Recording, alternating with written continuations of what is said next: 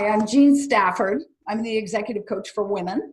I'm talking today with Beth Comstock on the subject of her new book, Imagine It Forward. Hi, Beth. Thanks for joining me today. Hi, Jean. Nice to be here. Thank you. And congratulations on your new book. No small feat, I'm sure. Oh, no, I'm excited about it. It was a lot of work, but it's done, and I'm happy to have it in the world. And it's certainly worth having in the world. Thank you. Let's talk about change. That's the subject of it. You're a self-described change wrangler. Perfect title. I work with professional women all the time. They often come to me and say, you know what I want for myself? I want a situation where I can grow professionally. I can learn new things. I love learning new things. And then we get on the subject of change, and I can almost feel the wall go up, that resistance to the idea that they may have to change. You've done a lot of research on this. Why don't you start by explaining what you've learned about why humans have such a difficult time with the subject of change, with embracing change? Yeah, it's ironic, I think, given that humans are these adaptation machines. I mean, we're here because we've adapted over a long period of time, and yet we don't like change. I think it's because we fear change. In all the behavior science research I've looked at, the anecdotal evidence I have from a career, it's that at the heart of it is fear. People are afraid of what's new. They're afraid of it because it's unknown. They're afraid they don't have the answer to something, so they're afraid they're going to take a risk and maybe risk failing. They fear not knowing. They fear losing something. I think that's often it. Fear losing face, fear losing power, fear losing a job. So I don't think we talk enough about that, certainly at work, this issue that everybody brings those fears with them, and that often is what gets in our way. So you talk a lot about the techniques that can be used to overcome fear. What are some of the things that you've learned work especially well for people? Well, I like just simple hacks, just simple steps forward that start to create momentum. I think one, you have to identify what's holding you back. So I think you have to say, what is that fear? One of the simplest hacks I like, I mean, it's at the heart of why I wrote the book. It's that you have to give yourself permission.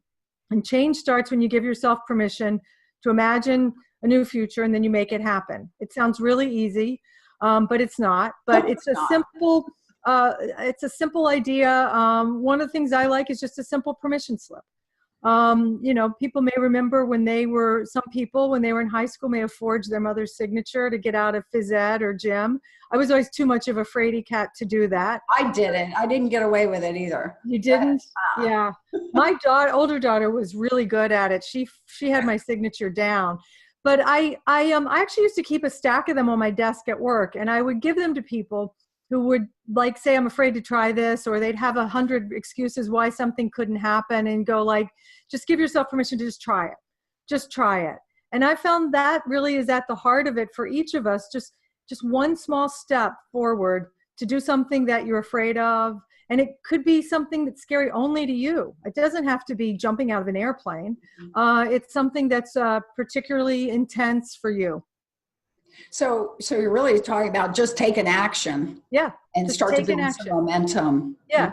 In the book I share some of my early efforts at this. For me, early on, it was overcoming shyness, being reserved, also an introvert. Yeah. And I would have to challenge myself. It was scary to me to introduce myself to people. Mm-hmm. Now I do it a lot. I've made it part of my job, but if you're not shy, you don't know the pain sometimes that comes with, oh my gosh, just saying hi, Jean, and feeling awkward about it. Well, I would challenge myself. I'd say, I'm going to go to this event, a work event or whatever, and I'm going to meet one person. So normally I'd stand at the chip bowl. Instead of standing there, I'd say, I'm just going to go meet one person, and then I can go home. Next time, I'm going to meet two people, and then I can go home. So it's just, little small hacks like that are what I found are the helpful steps to just kind of move you forward a bit. And so it sounds like managers really ought to be practicing this technique, because you say that management is dead, and that's quite an indictment there. That's quite a statement. Tell us why you say that. Well, I think the traditional models of management that most of us in business grew up with and still perpetuate today, I might add, I see this in startups as well. We think we start to manage people. We get a team and we're the team manager. We think that means we have to control people, that they have to listen to everything we say, that we dole out all the answers and people just follow what we tell them to do. I believe that is not effective, and especially is not effective now with so much disruptive change and so many distributed efforts and workforces and hyperconnectivity. Really, as a manager, I believe our job as managers is to empower the people who work for us, to figure it out, to ask good questions, to say, come to me when you need help, to fight for resources and opportunities. But if you just tell your team what to do all the time, they're never going to be able to adapt to new situations. So that's what I mean when I say management is dead, is that it really is about managing with a new mindset. It's this empowerment, like give your teams the permission to try things, give them permission to figure things out, because they don't have the answer, but you know what, PS, neither do you usually. And it's important for managers to know that they don't have all the answers, right? Exactly. So productivity has been a rule of business for decades, if not thousands of years, maybe not quite that long, but you claim that efficiency, which of course is the root of productivity, right? Improve productivity, you improve your bottom line. You argue that efficiency really is the enemy of imagination. How do you then resolve the conflict between a business needing to run in an efficient manner and allowing for the imagination that you argue is so critical to being successful in the future? Yeah, I think it's not either or. I think everyone, frankly everyone, but especially in business, needs to make room for both. And I talk in my book about the imagination gap, which to me is about this efficiency, this quest for perfection, for absolutely knowing the answer, for having a business plan, and you must absolutely meet it exactly to the penny of what you said. This quest for perfection and efficiency is squeezing that imagination out of us and creating this gap, I think, so that we're not expecting our people to think creatively about the future, to solve problems in creative ways at this time now that we're experiencing this incredible disruption and fast pace of change. So it's kind of ironic that I think we're squeezing the creativity out of us at a time when we need it most. AI, robotics, these technologies are going to take over the manual parts of work. And all we'll be left with is our strategic sense, our creative problem solving. And so, look, I'm not against efficiency, especially for business processes that are repeatable and you need to be good at them. But what happens when that's all you do? What happens is when you're disrupted, when something changes, you're not ready for it, you're not prepared, you're not confident about trends or patterns or creative solutions that you need to call on because you haven't used those muscles. Yeah, you have to use the muscle. Yeah, something like 70. I saw some. I'm still looking for some of the citation on this, but the research says that up to 65% of people in the Western working world do not feel creatively fulfilled at work. And I hear that a lot. And it means different things to different people, right? We think creativity is like we're painting or something. We're wearing a beret. Artistry. It's creative problem solving, right? It's just being able to use my brain in a different way. That's a lot of people. It's undoubtedly someone listening to this. Undoubtedly people who work for them. What are you doing about it? Well, if imagination is a person's best asset or one of the best assets, what can she do in order to strengthen that skill? Well, I think, as I said earlier, give yourself permission to kind of take a risk on things you don't know. I'm big on what I call make room for discovery. To me, it's the joy of my career. It's the joy of life, is just to get out and be curious and discover new things. And again, it's at odds with the efficiency and productivity we believe. I used to go around asking people, everyone I'd meet, what are you doing to make it through your day? What are your best productivity hacks? And I think we kid ourselves that we're somehow going to buy back time. you have to make time for some of these things. So I say to people, I guarantee you have 10% of your time focused on things you already know, in meetings you already know the outcome, harassing your team about things that you already know they've got. Can you take that 10% of time and open up to go discover something new? Read things, go visit people, go to exhibits, go walk a floor with a customer, go to some place that is going to challenge your perspective, help you learn something new, is maybe even weird. And when you do that, you're starting to put yourself in the path of kind of what's new and next. Simple hacks. Can you take a different way to work? Can you start to observe new things that you didn't know existed? And I guarantee you, when you go back to the old way to work, you're going to have noticed things that you totally ignored every day you were driving that way, just by changing your perspective. You're racing through the airport tomorrow or tonight, to grab that flight home. Pick up a book, a magazine, something that you would never pick up, that would and challenge yourself to say, what can I learn? Was there something here that stimulates my thought? Little hacks like that just make us more open for new. You reminded me of a conversation I had many, many years ago with a doctor who told me that he read Cosmopolitan magazine because he learned things in Cosmo that he would never learn anywhere else. I love that. When you try new things, though, you invite the possibility of failure, right? Because you're trying something perhaps for the first time. Business is pretty risk averse. Failure typically is not greeted with open arms, and yet you claim failure is a good thing. Beth, tell us about that part. Yeah, well, failure is necessary. To me, this idea that without failure you cannot have success, and there is no easy shortcut. Failure recast is about learning, but failure is hard. No one likes it, and I'm actually a little frustrated these days. We kind of throw around, especially out of startup land, fail fast, fail small. That's the way. Like it's 5 sit-ups in the morning, and then you're done. No matter how small it is, failure stinks, but it's learning. But to me, the lesson is trying to test those things at a smaller scale so that you're building confidence. You're testing what doesn't work earlier so that by the time you figure out what does work, there's much more confidence behind it, yours, and confidence in the idea.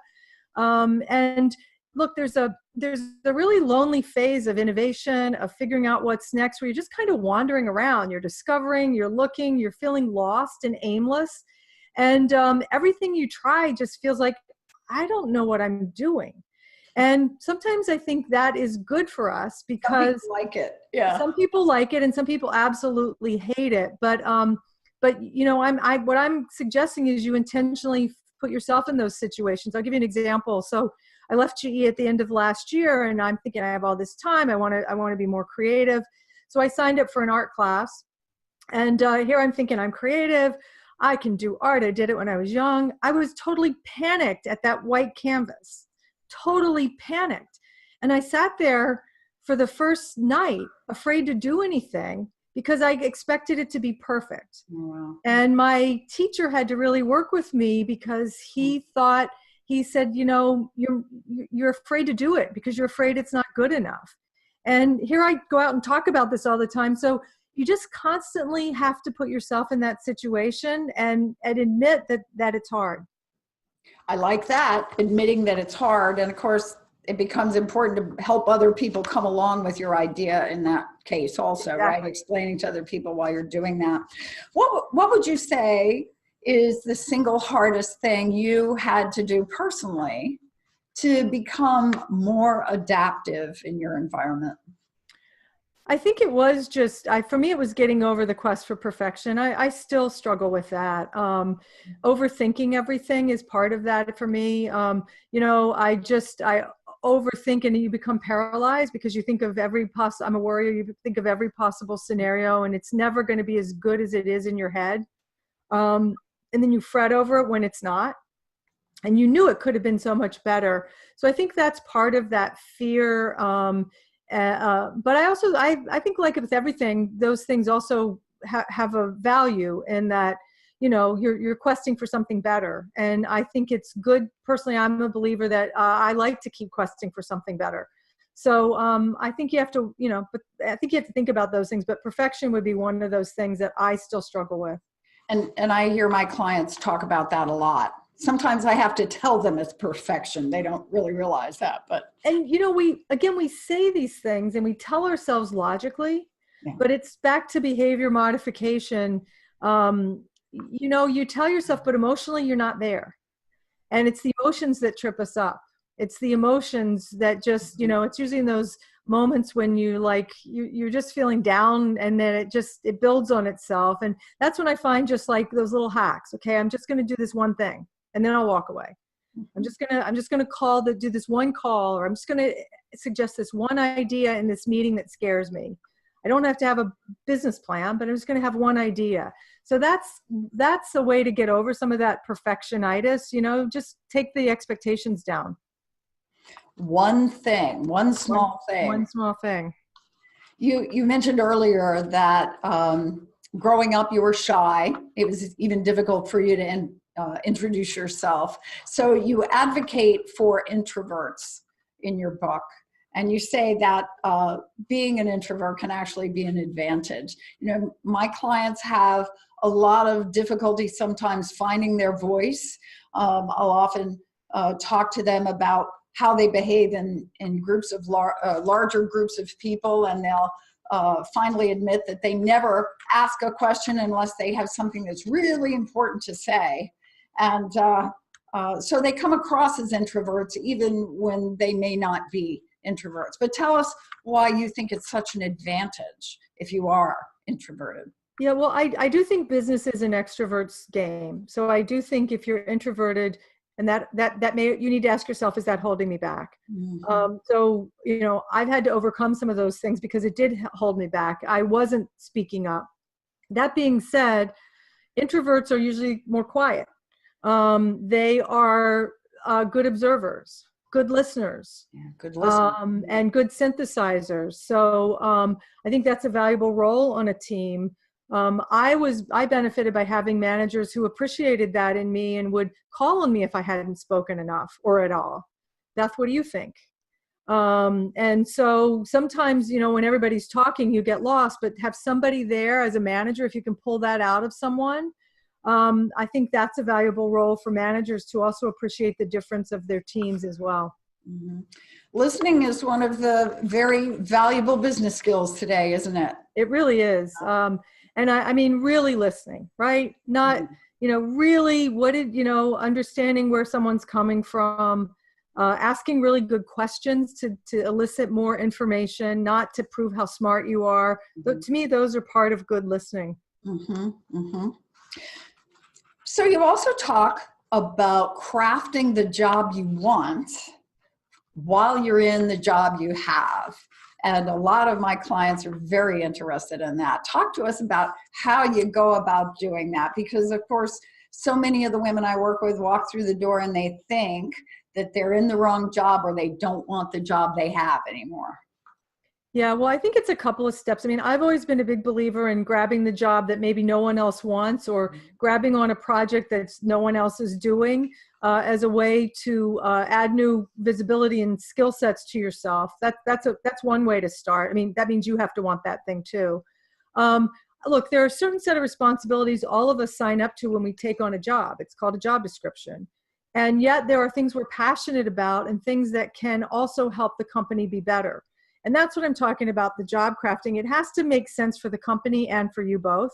It could be, I love this, but it's of no value to the company. So I think that's hard to do. Maybe you need another job if that's the case.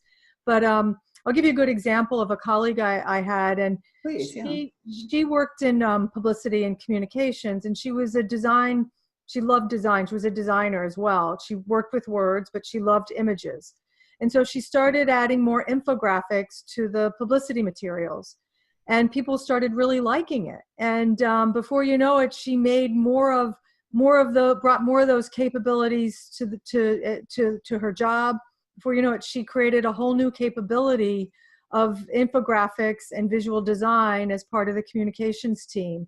to me, that was a classic example of somebody finding a passion, knowing her passion, being able to adapt it to a way that the company would benefit, and then just continuing to grow in such a way that they both got something out of it. That's what I mean. I mean, maybe it's as simple as you start, I don't know, you start you start a networking group over lunch to tackle a problem. You start a trend newsletter just for your team of 5. Like, you're the one every week that's going to say, here's 3 new trends of things I like, I see.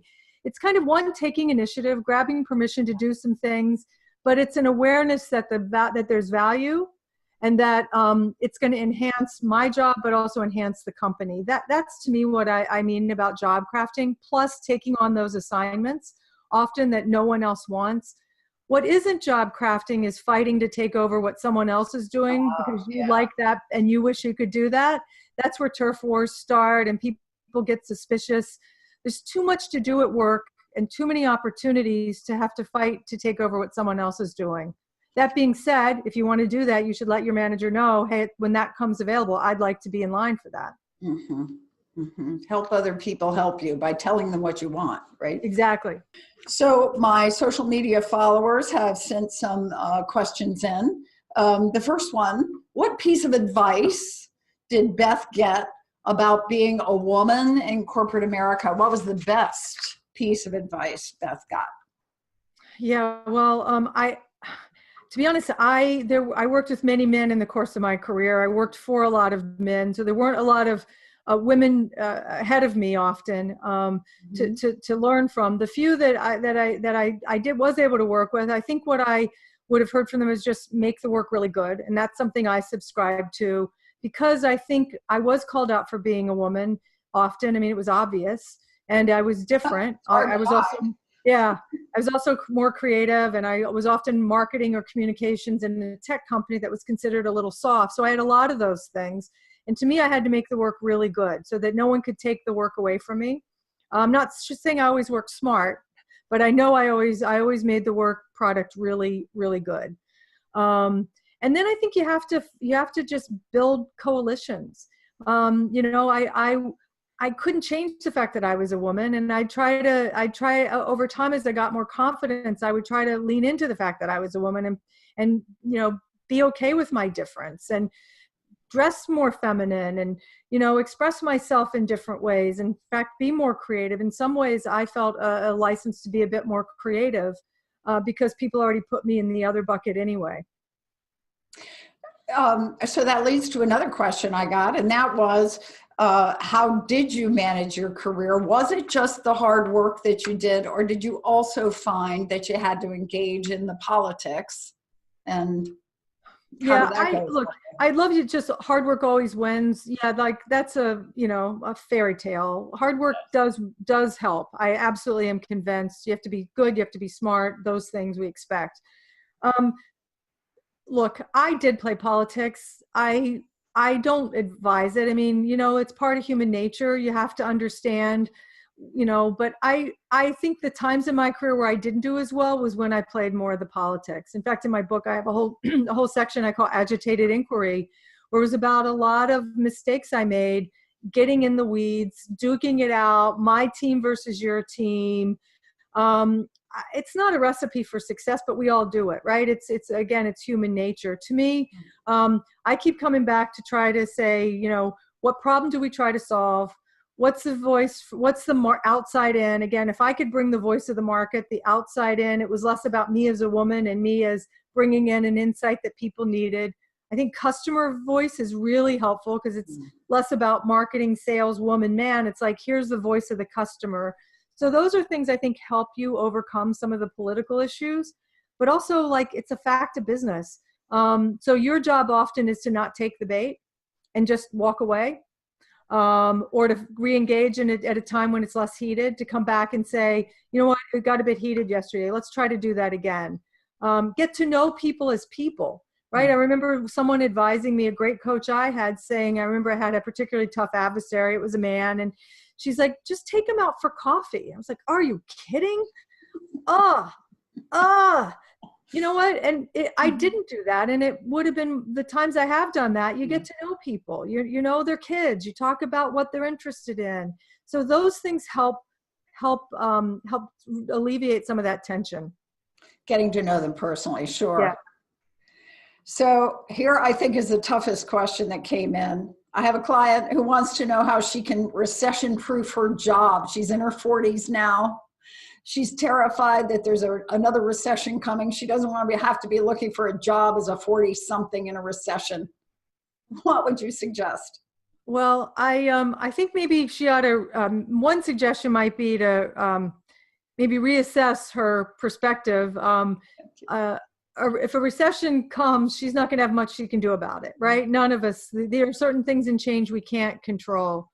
It is about your adaptability. I would start scenario planning now. I would start thinking, okay, there's a really good scenario planning exercise I love, and I challenge people to say, think of a constant. Now imagine it, you know, something you think is never going to go away.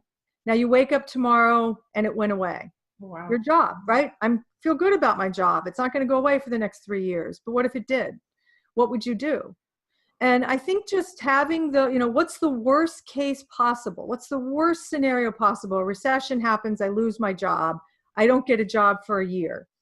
What am I going to do? I have bills to pay. I have a family to feed. What are the things I can do? What are my strengths? What are the network connections I have? How might I adapt to that? So I'm big on those kind of scenarios as a way to get your head ready. And potentially you might find in there an idea that you like enough to go after it before there is a recession. That's quite an exercise of imagination, isn't it? It is. The scenario building. Thank you. So I have one more question for you. Did I read that you read your horoscope every day? I do. It's embarrassing. Get out of that, Beth. I put it in the book because I do think there's a bit of magical thinking in all of us, a bit of superstition. And since I was a teenager, I'm a Virgo, I read my horoscope. Oh, you're a Virgo, I get it. And I do that just out of habit. But I also, it's really out of habit. I think it's like a good luck charm. What I worry about though, in those cases, like the times it says like you're going to have a bad day or Mercury's in retrograde or whatever, am I putting that idea in my head? Yeah. And is it a self-fulfilling thing? So it's not logical. It's really not. Well, thank you for saying that. And thank you for being with me today. I really appreciate you giving us the time to talk about your book. Great. Thanks, Jean. Thanks for the opportunity. That was Beth Comstock. I'm Jean Stafford. Thanks for listening today. See you next time.